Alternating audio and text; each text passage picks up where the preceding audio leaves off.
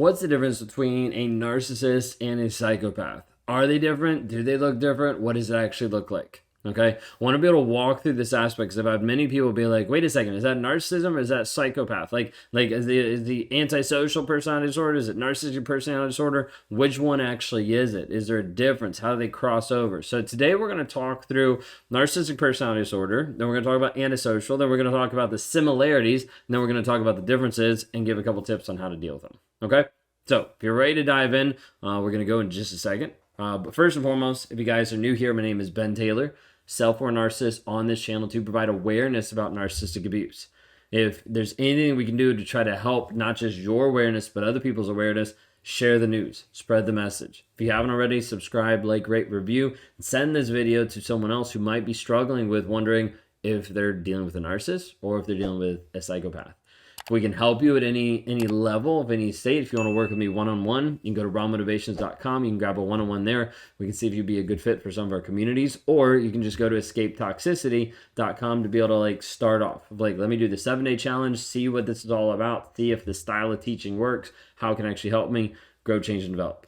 Okay? All right, that's it. Moving on. So when we talk about this aspect of narcissism and a psychopath or antisocial personality disorder, one of the things we're going to do first is just define what they are. Okay, I'm not going to go through all the diagnostic traits or what they look like, but just give an overview. We'll have to do a different video on the actual like traits individually. So first off, NPD, right? Narcissistic personality disorder. This majority of times is characterized by this aspect of self-importance. Like, I'm the best. I'm the biggest person in the room. I'm the one that everybody else should be worshiping, following, all this kind of stuff. Like, it like all to the narcissist, right? And this typically starts off by this inflated sense of ego. Like, I'm better than everyone. I know better than everyone. I'm smarter than everyone. And then you have different like diversities of it. So you have the grandiose that's like, I'm better than everyone. And you have the covert that's more like, oh, I'm more humble than everyone. And like trying to hide it a little bit, but it's still centered around the same person. Okay, this centering around the same person oftentimes bleeds into this piece of a need for admiration. Like, I need you to pay attention to me. I need you to give me pity. I need you to focus on me. I need you to text me 24/7. I need you, all these different pieces. And you start to feel the pressure of this. You're like, how do I even keep up with this? Because it's constant need of like attention and validation. Then you bring into another piece of the lack of empathy. Okay, where a narcissist doesn't care about you, they don't care about other people, and you're like, they're crying, and you're like, why won't you even understand? And he just sits there like a log. And you're like, don't you even care? And he's like, of course I care. But then nothing actually happens. You're like, wait a second, this doesn't make sense. Okay, narcissists oftentimes will seek validation, admiration from other people around them, regardless of who it is. So if you're not giving them the level of attention that they want, then they're just going to go find it from someone else. And like oftentimes being manipulative in the relationship, outside the relationship, but the whole aspect is just to maintain a mask, like a sense of self-image, a way of like looking of like, I'm a good person. So I need to make sure people think and see that I'm a good person. Okay, when we talk about this, there's all different other aspects of it, of them being personally exploitative, of the manipulation, of the idea of like being special. There's a lot of different pieces with it. Okay, but overall, in general, like that's a brief overview. Okay, then we step into the aspect of psychopathy. Okay, and this would be antisocial personality disorder. When we talk about antisocial, it's one of the four items that are inside the cluster B category. So you have antisocial, you have histrionic, you have borderline, and you have narcissistic personality disorder. Now, this one is a little bit different because it's marked by a pervasive pattern of disregard for the rights and the feelings of others. Sounds a lot like narcissism, right? This would be a little bit more taking it more to extreme.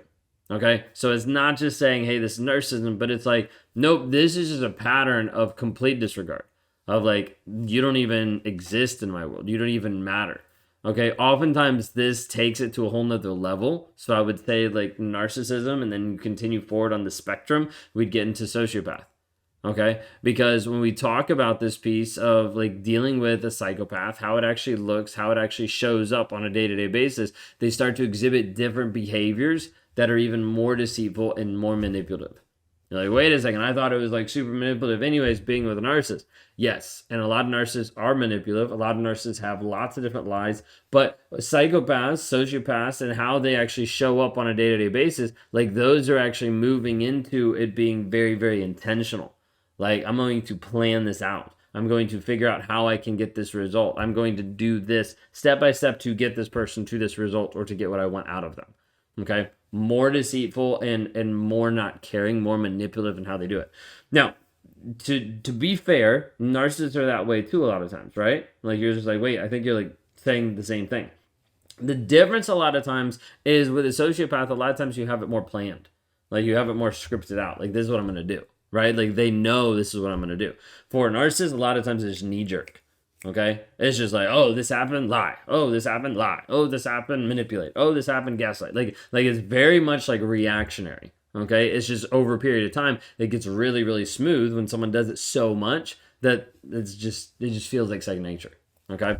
You also have like this piece of like little remorse, like they don't really care about what's going on. Okay. Very much the same. And oftentimes the other piece of it that's kind of sets them apart a little bit is engaging in impulsive and reckless actions. So not just going to like a certain level, but being like blatant disregard for like rules or laws or different things that are like, you're not supposed to do that. It's like, nope, don't care. Impulsive, reckless, just doing whatever they want. Okay. Now, you might have this where it crosses over and it looks the same of like, hey, there's a lack of empathy toward other people.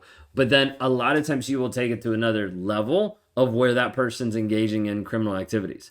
Okay. Not caring, not thinking anything about it, just like, hey, this is who I am. This is what I want to do. Okay. They're really skilled a lot of times in deceiving others for personal gain of like, let me try to do whatever I can to manipulate this conversation, to manipulate this person to get what I want out of them. Okay. So you see a lot of people in the criminal world that look like this or act like this because this is what the tendency. Okay. So some of the similarities, we already kind of touched on some of these. There's a lot of crossover. Okay, the one of the easiest ways to explain it would be when you're thinking of this aspect of narcissism, think of it on a spectrum. Think of it as you start off, you've got people that have traits of narcissism. They just have pieces of it. Then you have people that are diagnosed narcissistic personality disorder. Then you past that, you would have sociopath. Past that, you would have psychopath. Okay? So the reason why I just give it in that idea would be that psychopaths are narcissists. Okay? But all narcissists are not psychopaths or sociopath. Okay? So it kind of steps up in its intensity and in what it's actually doing to that person and to other people. Okay, so a couple of things that are similar. Inflated sense of self, lack of empathy. Like that's a big one of like, don't care about other people, don't connect with other people, can't put myself in other people's shoes. Like that kind of thought process is like right there. Okay, they're still going to go around the same route, typically of exploiting other people, trying to get personal gain from another person, engaging in manipulation, gaslighting, future faking, different things, all to be able to help control. Like to control the narrative, to control what's around them, to control the person, all those things. The whole goal is like, what is the end goal? How do I achieve that with being able to control other people?